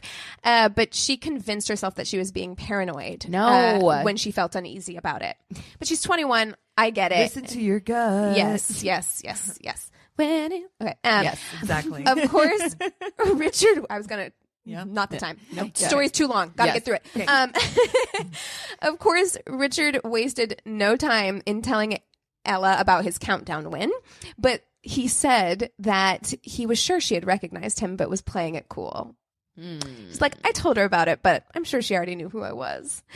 The bar was getting ready to run a trivia night a couple weeks later, and Richard ensured that he and Ella were on the same team for that trivia night. And the team did well, and Ella was surprised when Richard hugged her and gave her a kiss on the cheek at the end of the night. She was like, We aren't like that. A little weird, but some people are tactile, right? We're not friends like this. Ugh, don't fucking touch me. Unless I'm giving. Oh, I did not give express permission. Keep your hands to yourself. So Richard, of course, now thinks, since they did this activity together, she accepted in his mind a hug and a kiss from him. So he thinks that their relationship has now progressed to the next level. And so he sends her a Facebook friend request, and she accepts because I do. It's like, it's someone you know. It's like, she says she often accepts friend requests from, patrons, regulars, people like that. So she didn't think anything of it.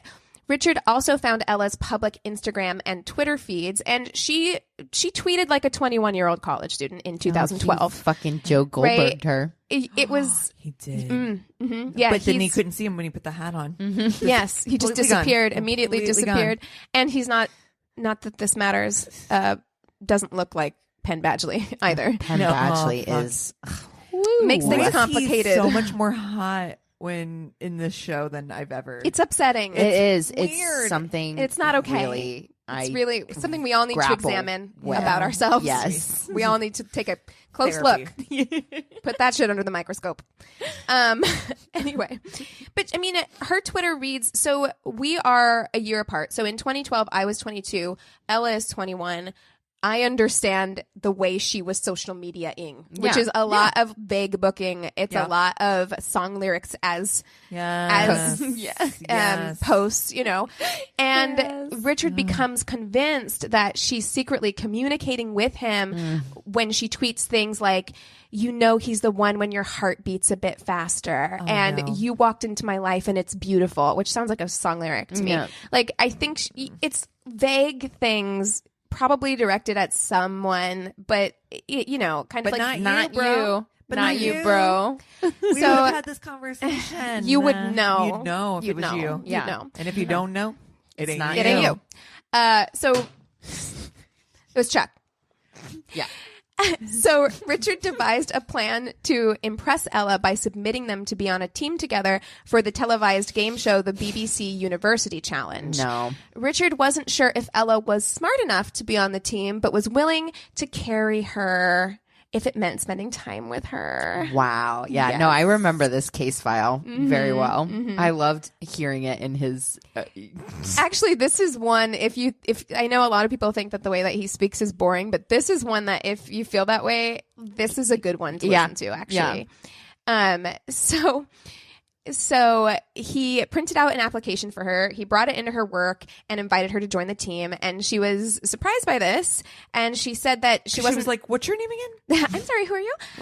But she wasn't sure she wasn't sure she had the brains for it. This wasn't really like her thing. And so she asks, like, she's like, "Do you think I'm like smart enough for this?" And he said, "We need beauty as well as brains," which would be such a fuck you. Wow. Like if someone said that to you. He's like, "No, but you're hot. It's fine." Wow. God. So she agreed. She takes the application saying that she's going to fill it out later. And when he told her that she needed to provide a photograph for the application, she's like, "I'm busy. You pick one for me. Just pick whatever you think is a good, picture for the application." So of course, Richard was like, "I'm on it," and went to her Facebook and spent the entire night scrolling through all of her Facebook pictures. He was sending her pictures about DMs about picture options. And after sending her one where he was like, "What do you think of this one?" and she couldn't see it, like didn't come up in the message. She was like, "Describe it to me. I can't open the message." And he says, "You're wearing a low-cut black lace trim top. On your pink lips, a mischievous smile is playing." If someone sent that to That you, was your customer at the bar. I'm gonna get stabbed. oh by my this God, guy. how scared would you be if someone talked to you like that? That's not a human. I texted my best friend immediately. This is the with a scariest snapshot of that episode shit. we've ever had, honestly. It's the worst. I'm the worst terrified people right now. The worst people we have talked about on this episode. Yeah. So Ella replied, "If you think I look smart enough." Oh my God. Like she was basically like, and then I didn't write this in my notes, but he does go on to be like, "Oh, you don't have any pictures of, you sometimes wear glasses into the bar. You don't have any pictures of you in the glasses." And he knew this because he had scrolled through all of her pictures. Photos. And she began to pick up on this because it would be like late night, you get those 3 a.m. series of likes. You open your fucking Facebook and it's comments and likes on pictures of hers from years back ago. Yeah. Right? Like, that is so terrifying to me. Right. That is terrifying. And he did it every single day until one day he logged in to look at her page and couldn't access it because she had unfriended him. So bye. So he confronted her about this. That's why you got to block people, because then they can't even find your page at all. So they can't tell that you just unfriended them. Right. Blocking They're like, them, "Oh, they she must can't even be find you. she must be off of Facebook." I am off of it. Yeah. It's so weird. Weird, right? So he goes to the bar. He confronts her about this. And she said, "You're kind of freaking me out. You're a good guy, but you're being far too forward." So he's completely reasonable thing to say. Yes. He's heartbroken by this. Heartbroken. And he asks her, "Well, are you still going to be on the team with me?" And she says, "Yeah, I'll still be on the team with you, but it needs to be made understood that this is purely friendship level. Like there is nothing going on here. I would be participating as your friend only." Yeah. So he hears this. He takes a deep breath and he's like, "I'm going to spill my soul." And so he tells her that he loves her, that he believed they were soulmates, that he knew from the first time she smiled at him that they were destined to be together. Oh, no. And Ella was basically like, "Okay, dude, I am not going to participate in this competition with you. This is feeling the heat is hot." Okay. Yeah. So Richard found a replacement for the team and they ended up not making it past the interview process and not getting onto the show. So after this, he kind of fell apart. He started acting super erratically. One time, I just thought that this was funny. One time during a game of Scrabble with his friends, he snatched the board away in the middle of the game when things weren't going his way. He's like, "Fuck this." He like turned it's like Scrabble pieces everywhere. You'd be finding tiles under the couch. Yeah, for weeks. He was known to drink 2 full bottles of wine before attempting to get into clubs. So he's drinking 2 bottles of wine and then going out. Damn, son. Yes, listen. And when the bouncers would turn him away, he started scaling the fences and starting fights. What? Wow. Fuckity fuck. This guy's wilding out. Wilding out. He's spinning out. So he drunkenly scoured Ella's Instagram and Twitter feeds, reading every single entry. She posted frequently, and he would spend days going back years through her posts. And one time he found a post on her Twitter that she had written some time ago. Remember that post you wrote in April of 2009? No, I do not, sir. But unfortunately for her, the post said, "When I say I'm done, I mean fight for me." So Richard read this, believed the tweet was meant for him, and saw it as a challenge. So he started turning up at the bar every single one of Ella's shifts. He would stay from start to finish, and often doing nothing but staring at her. He referred to her on more than one occasion as the Princess Leia to his Han Solo, and the fantasy was so deep that he said he could hear the Star Wars theme song playing while he watched her work, which is also the nerdiest possible thing you could possibly say in that situation. Dude, I don't need. Okay, so pin in this. Like, what the fuck would you do? What do you do? If this is happening to you, I also don't hear the Star Wars, so I won't know it's even happening. So no, but like someone's coming in, staring at you. I mean, every time you talk to the manager, and that manager needs to ban them from the bar first and foremost. So this is what she did. Change my and this schedule. sucks because she seems like a very friendly person who was a pretty good barmaid, you know. Barmaid. That's what they call her in the episode. And I'm like, funny. we don't say that in America, but it's fine. Okay. She switched jobs and worked with one of her coworkers, switched with them so she could work in the kitchen.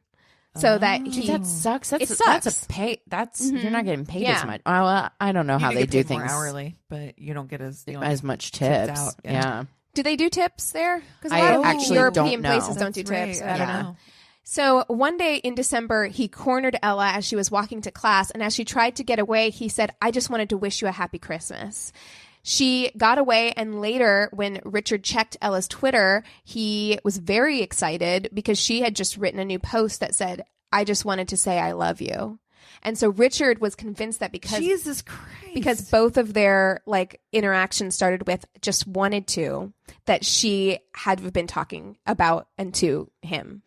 So Richard, he still had Ella's application from whenever she applied to be on this team. And so because of that, he had her address. No. So he sent her a Valentine's Day card directly to her house, which terrified her. Yeah.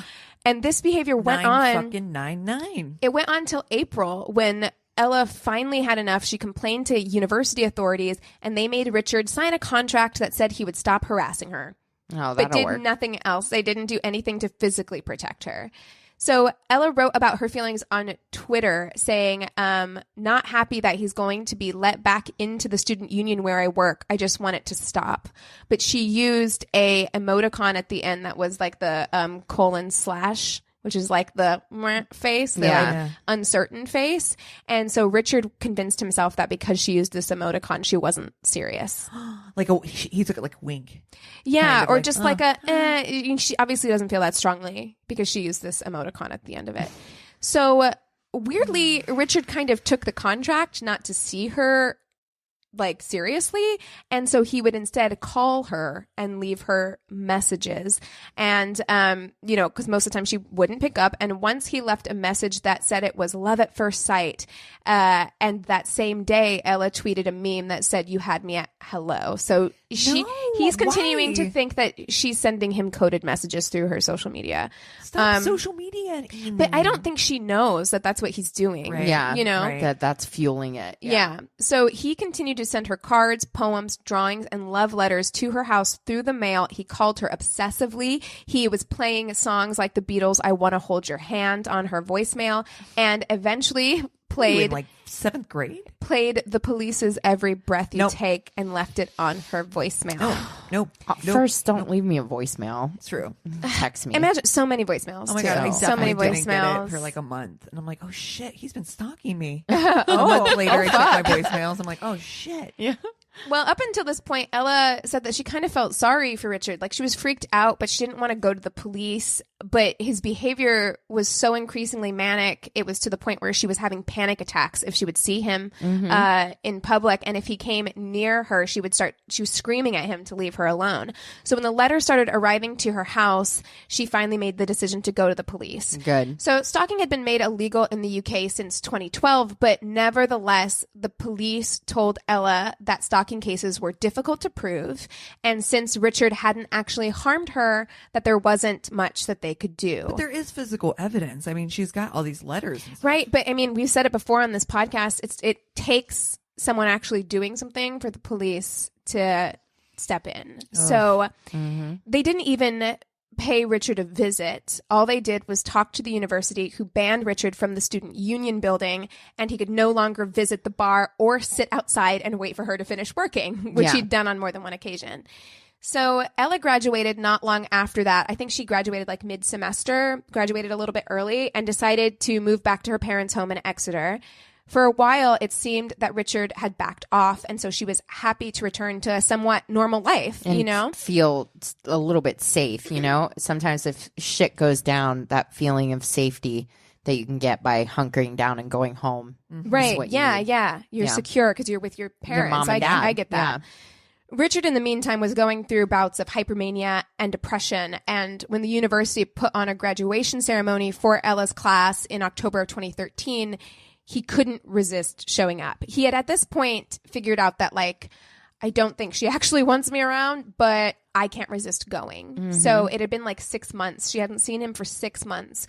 So when she got there and sat down, Richard positioned himself to be right in front of her. So she had to sit through her ceremony facing him, like right in front of him. It freaked her out so much that she got up and swapped places with someone else throughout the duration of the ceremony. And it was at this time that Richard was finally like, maybe I'm a stalker. Oh, wow. He had been Okay. able to convince himself that it was admiration, and like love up until this point. But at this point, he starts rationalizing and he's like, okay, I'm a stalker, but I'm a benevolent stalker. And that was different from your regular, everyday, run-of-the-mill, malevolent stalker. He believed that malevolent stalkers sought to cause harm or fear, but benevolent stalking was done purely out of love and affection.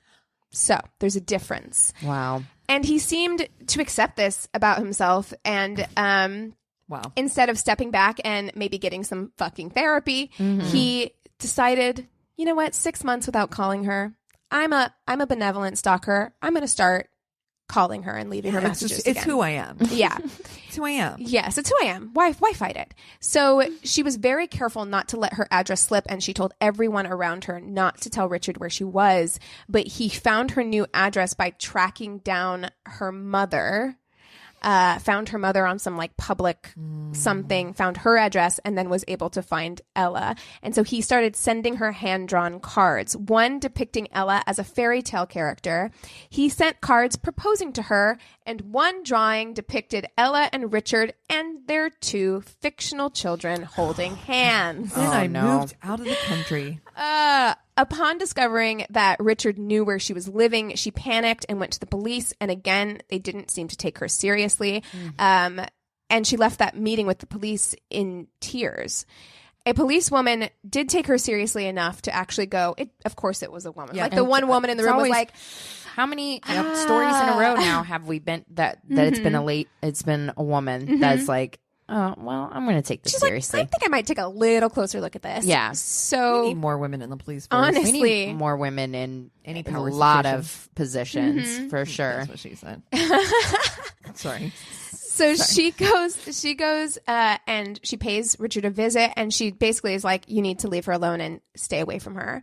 So at this point, Richard is like, okay, she's got the police coming to my house. Maybe I need a new tactic to win Ella over. So he decides to write a novel. And it's a fairy tale story that would act as a homage to their romance. He now called Ella his muse. She was his muse for his writing. And you know how I feel about being someone's muse. I'm like, That's so much. This and story. she was named the protagonist in his story, and he used her real first name, Ella, and then did an anagram of her last name, Durant. And so the character in his story is Ella Tundra. He called his book The World Rose and became obsessed with what he believed would be his masterpiece.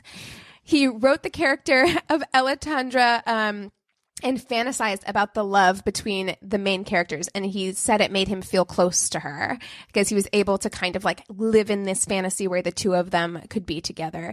He barely ate. He did very little other than write and listen to the Beatles, which, can I just say, as a lover of the Beatles, not a good band to listen to if you're a stalker, because they have some extremely obsessive stalkery lyrics. Yeah. Like Run for Your Life. I just went and because I was like, I know Run for Your Life has some fucking problematic shit in there. I'd rather see you dead, little girl, than be with another man. Like shit like that. Not the stuff you should be listening to if you're a stalker. Richard was having trouble keeping a job because, need to write. So he finally was like, fuck it, and went on about his like nomad lifestyle with his laptop, just traversing the country, sleeping in fields, etc. I kept this little factoid in because I was just like, well, during his travels, he discovered a love for Moby and listened to his albums on repeat, which I'm like, oh, we know some shit about Moby now that I'm like, that's a flag. Yeah. That's a red flag. I mean, wow. Yeah, so it's during who amongst us this time who hasn't had a Moby fueled camping trip across the country. Was he plugging his laptop into the ground? He must be going to like coffee shops. Yeah, and shit. They were describing how he would often set up in public parks and shit because he was walking the country too. And like at one point, he had set up his tent somewhere and his shoes had gotten stolen, so he was like walking barefoot. So he learned to set up his tent in like public parks, but that meant that he'd have to get up early before people started arriving, so he didn't get kicked out. So I think he would spend his days in like coffee shops and things writing. And he started a blog and he called it Richard Brittain's Blog, Musings from the Author and Countdown Champion. Oh, God. Jesus. So he believed his book was published when he had about like 60,000 words. He tried to approach a agent and they were like, not enough words. So he then compared himself to authors like Mark Twain, Charles Dickens, and F. Scott Fitzgerald. All because he was like, they all had novels that were shorter than the industry standard. You are not Charles You Dickens. Are not. So rightly, the agents told him to fuck right off. Yes.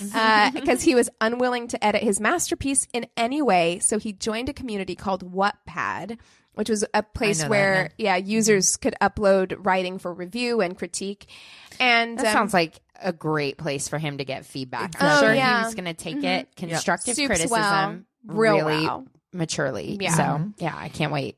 Especially considering he had editors who were willing to work with him. Right. Like, nah, exactly. It's perfection. Exactly. It's perfection. Most of the writers on the site were fanfic writers and self-publishers. So of course, Richard is like, I'm so smart. I'm way smarter than y'all. I don't really need any feedback. Thanks. I just am giving you guys this precious gift. Yeah. You're welcome. But he was convinced because he was so much smarter than them that he was like, they're going to fill me with so much praise because I'm such a good writer. Or they're going to be so jealous that any negative stuff I get is going to be because I'm so much better than them. Yeah. So he uploaded the prologue for his book as a teaser and said that anyone who would want to read it had to purchase it, who wanted to read it, because he knew could hook them with that prologue, right? Yeah, good marketing move. Yeah. He claimed in the description of his book that the world rose was set in a, quote, semi-fictional ancient world, which what does that mean? Semi-fictional. Ancient world. And it was a, quote, stunningly original piece of literature. And he even claimed that critics had compared his work to Dickens, Shakespeare, and Rowling. Honey. Wow. Claimed himself that it's a stunningly original piece of literature. Stunning. I'm stunned. I am stunned. Stunned at all of this. And he is accurate. He closed his description by saying, I will be relentless in promoting my book for the next several weeks and intend to try some novel techniques, so don't be surprised if you see me in the news. Soon after Richard uploaded The World Rose, it received a surprising number of downloads, and some people liked the book, and other people offered critique. of the book, leaving Jealous. negative reviews, but he would comment basically saying, "You're not smart enough to understand it. You just don't get it. My superior intellect, you just don't get it." don't get it. You just don't get it. I'm feeling where this is going. I'm like visibly yeah. hiding. Meanwhile, Ella moves to Glasgow, Scotland. She took a job in 2014, and she hadn't heard from Richard in 6 months while he was writing his book. And She's like, thank God. right, but the month she moves, she received a message on Twitter from someone using the handle @TheWorldRose, and he asked Ella to read his book and give him feedback. She blocked him. Richard knew that she had moved away from her parents, and when she didn't respond, he found ways to troll her through social media feeds for clues as to where she was, and eventually found her workplace in Glasgow. So on August 26, Richard tweeted, "I think I might move to Scotland." The next month, in September, Ella finished her shift at work and she left the store and she found Richard waiting for her. He waved at her, he beckoned her over, and of course she turned, walked down the street. He followed her. He had a plan to get publicity for his book. He was going to kidnap Ella, but don't worry, it wouldn't be like a for realsies kidnapping. He was going to try and talk to Ella and convince her to fake a kidnapping, and the two of them would just go hang out in the hills for a couple of days. Just for his book. It's going to be fine. Yes, No big deal. no worries. Calm down. I have my hat on. You can't see me. And during that time, they would fall in love with each other, and they would come back to fame and acclaim. So Ella is walking the other way, and he is walking after her at this point. She calls 999. She goes into a crowded place and waits for the police. By the time they get there, the police are gone. But the next day, when he goes to her workplace again and waits outside, but she was too scared to go to work. She stays at home, held up in her apartment. Wise. 2 days after this, she finally works up the nerve to return to work, only to find Richard there again at the end of her shift. At this time, he blocks her path and says he needs to talk to her. And she intentionally makes a scene. She yells really loudly so that everybody on the street can look over at her. And then she takes out her picture and takes out her phone and she snaps a picture of him so that she has evidence that he was there following her. Yep. Again, by the time the police arrive, he's gone, but the Scottish police actually do take her seriously enough to charge Richard with engaging with a course of conduct causing fear or alarm. But I like this. I like this rule. Right, but in order to charge him, they'd have to find him. And at this point, he's fucked back off to London. And this is when he writes the infamous blog post. This is what I found on Jezebel a couple of years ago, because I remember being like, what the fuck? He writes a blog post called The Benevolent Stalker. And this is why we know so much about how their conversations went down. I mean, it's from his point of view, but we know that, like, a lot of the things that she said to him and things like that. And it's fucking wild. So here's an excerpt. He says that this is how he felt when he saw her get up from the graduation and move away from him. He says, "After that, I thought long and hard about what I was doing. I think that is when I first accepted that I had become a stalker. Before, I had been an admirer, but what does stalking really mean? It seems to mean that you truly love someone who does not love you back. Every great romance is about two partners who are utterly obsessed with each other. Romeo and Juliet, Tristan and Isolde are people who are so passionately and powerfully in love that nothing else matters to them. But what if that feeling was only felt on one side? What if Juliet had rejected Romeo? Would he be a stalker? Yes. It seems that modern society drools over depictions of this intense, obsessional love, but only when it's mutual. When it comes from one side, it's suddenly deemed a terrible thing." Yep. Yeah. Yes. Yeah. So after he left his encounter with Ella, he wrote, "I left Glasgow and I think our relationship is finished now. I gave it my best shot. I really thought that we would become famous. We would have disappeared for a few days. People would have read my book, and she could have played the lead role when The World Rose was made into a movie. But alas, I'll have to find another way." So he continued living nomadically for a while, and he became kind of infamous on Wattpad because he was doing basically the same thing he did after Countdown, which is any criticism he responded to with an amount of like vitriol that was a disproportionate like reaction, because he just had so much narcissism, and it got to the point where people fucking hated him on that site, and so they started going to Goodreads and leaving his book a 1-star review and a 1-star and like a really bad review. There was one Wattpad user with the handle Paigey Lou, and seeing the reputation Richard had built up for himself, she downloaded the prologue of The World Rose, read it, and then went to Goodreads to leave a review. And her 1-star review was brutal. She called the prologue just awful, bland, and that it bored her out of her skull. She said that he should have given his book away for free, and then she criticized everything from the characters to the cover art and said that she's appalled he's asking for money and that she wouldn't even download it for free. Damn. Wow. She signed the review with her real name, which was Paige Rowland. No, don't do that, girl. Don't do that. And don't in do her that. review, she actually says, Brittain has gained infamy on Wattpad for threatening users who don't praise him. Pray for me. Oh, shit. When Richard read Paige's review, it pushed him over the edge because as far as he saw it, she attacked not just his book, not just himself, but also Ella, because she attacked the character that he had created. So he searched through her social media, and it didn't take long for him to find her Facebook and locate her place of work, which ironically is the Asda supermarket in Glasgow. So he turns right back around, goes right back to Glasgow. I don't like it. He arrives that night, camps out, and then the next day he goes into the Asda. He picks up a bottle of white wine on his way in. He walks the aisles until he finds Paige in the breakfast aisle. She's kneeling down to stock a shelf. He walks up behind her and he hits her in the back of the head as hard as he could with the bottle of wine. He shatters the bottle. Jesus.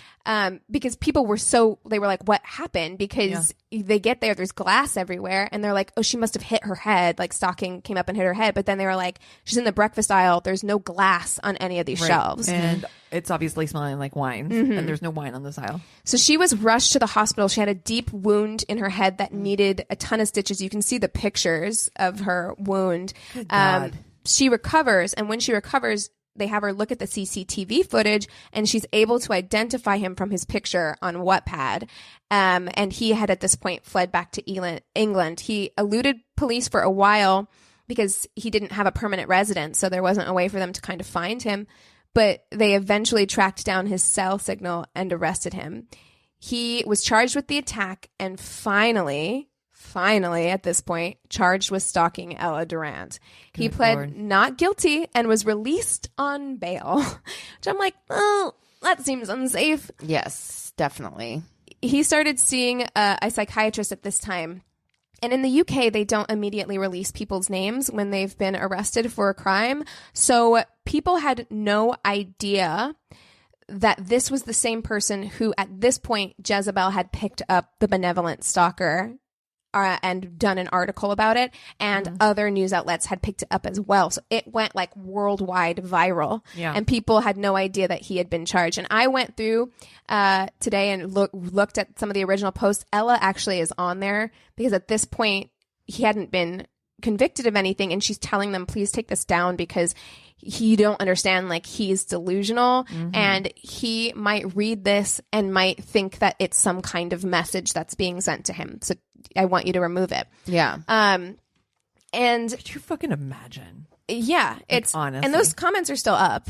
Yeah. So, again, and the response to it, I don't think was what he expected. Everyone was like, what the fuck? It's an interesting thing to read. You can't find the whole blog post anymore because he's taken it down. But all of these sites have like long excerpts where you can read it. And it's interesting to get into the mind of somebody like this. But I don't think he was anticipating the response of everyone being like, this is bananas, you know, like insane. And a lot of people were speculating that his behavior would escalate, not knowing that it already had. Yeah. So he wrote on his blog prolifically during this time while he was out on bail, and he was in therapy, and he wrote a blog post called Reevaluating Romance, where he seemed to acknowledge that his behavior was insane, and he was put on antipsychotics at this time. And he was like, the antipsychotics made me a better person, is what he said. Yeah. Well, Which good. you probably did need to be on that. In November of 2015, he pled guilty on the assault of Paige Rowland and for stalking Ella, and he was sentenced to 30 months in prison and an indefinite order that prevented him from using an electronic device to monitor the movements, contact, approach, or communicate with either victim. And of course, both of the women, they don't feel, they're both bubbly women, outgoing women, very opinionated. Paige was, they don't feel safe. They don't feel comfortable. Paige has even said that in a school environment, she doesn't feel comfortable offering critiques. And this is somebody who wanted to be a writer. And so it's difficult. In a few months before he was sentenced, he published a poem called Apology to Scottish Lou, talking about Paige. It's terrible. It is a really, really bad poem. Go look it up if you want to read it. Oh, I can't wait. It's terrible. Well, because I found Send me it the link interesting right now. because it just speaks to his delusion, because this poem's really bad. Oh, yeah. Ella led a stalking seminar where she said she felt incredibly let down by law enforcement, and she couldn't believe that it took 3 years to get justice. And she said, if someone had listened to me and acted sooner, then what happened to Paige might not have happened, and I would not have been subjected to as long an ordeal. Exactly. Yeah.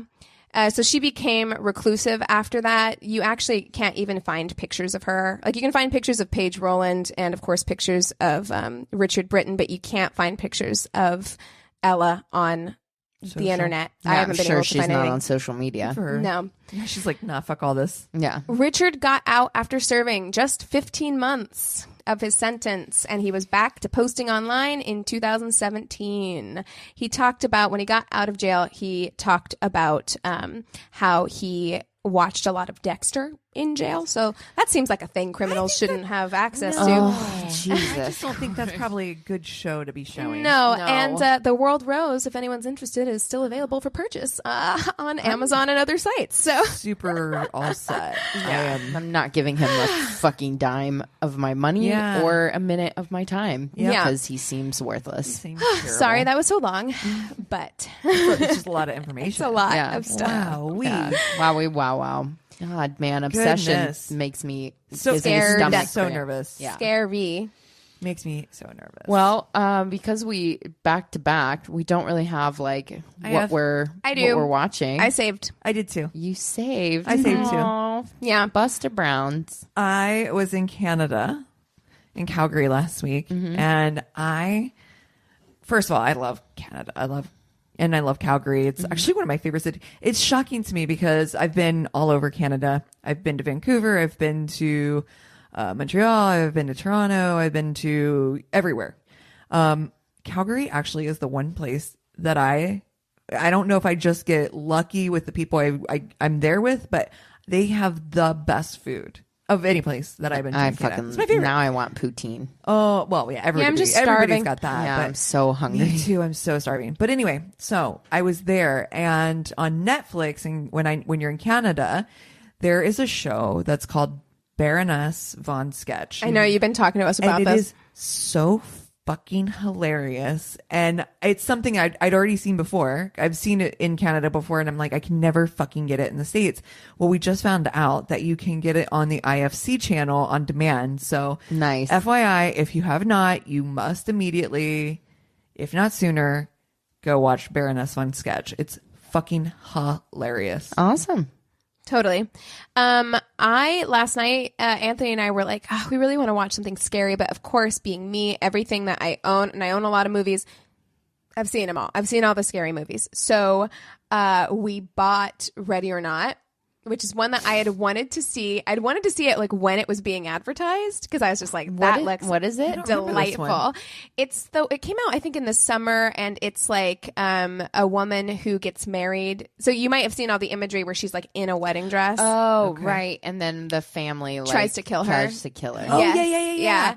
Yes. It is great. I heard that it's like it's a thriller, but it's also kind of fun. It is a romp. It is a romp. That is the only word I can use to describe it. It is. I mean, it is a thriller. I don't find it particularly like super scary. But I also think that my level of like, I'm numb to a lot of things. He enjoyed it. Yeah, he enjoyed it. In the beginning, he was like a little nervous because he knew it was coming. Yeah. But it's kind of silly. It's kind of like Cabin in the Woods, if you ever saw that. I liked Cabin in the Woods. It's kind of silly in that way. Okay. You know, and I really, really enjoyed it. It might be a daytime watch. Yeah, you could watch it in the daytime. Yeah. Yeah, it was a cute. fun watch. I enjoyed it a lot. I got nothing new, man. Yeah. That was literally my media consumption. Yeah. Was You've one had a movie. busy week though. Yeah. Crazy. Plugging along.